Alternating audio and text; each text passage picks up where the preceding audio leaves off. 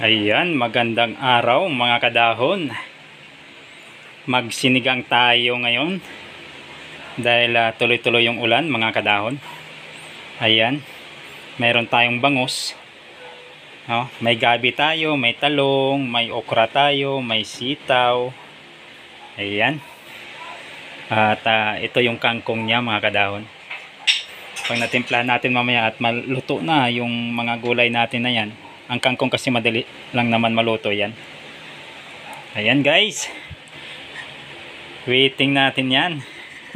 Hihigop tayo ng sabaw. Ayan, marami tayong benepisyong makukuha sa simpleng luto natin mga kadahon.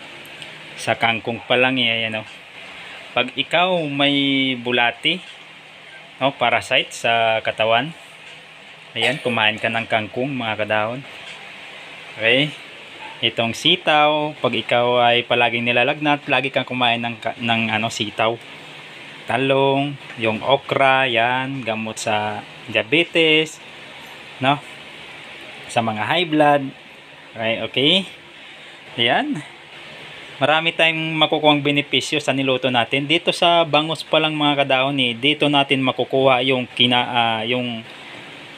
vitamins natin na tawag na omega 3. Ayan. Dito natin makukuha yan sa bangus o kaya sa tilapia. Ito lang ang isda na may omega 3. Alright. Ayan guys, maraming salamat sa panood nyo dyan. Okay. Sitaw, okra, talong, gabi. Ayan, may gabi tayo, may laman ng gabi diyan. At inano natin yan, pinisa natin para lumapot. Ayan mga kadahon, para hindi malata yung gulay natin, ilagay na natin itong kangkong. Okay.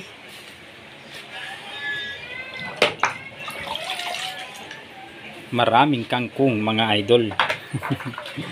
Kailangan palagi tayong kumain ng gulay. Huwag nating walain yan mga idol, Huwag nating walain yung gulay sa katawan natin.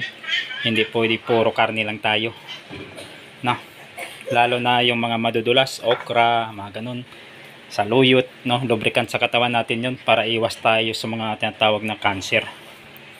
Ayan, maraming salamat sa inyong mga idol. Okay. Ayan, kumulo na mga idol. Lagyan na natin ng sinigang sa gabi.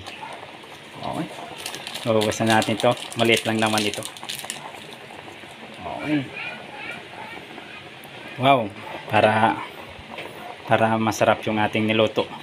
Amoy pa lang mga kadahon ay talagang marami na tayong makukuhang sustansya. Ayan, tingnan na natin mga idol. Wow.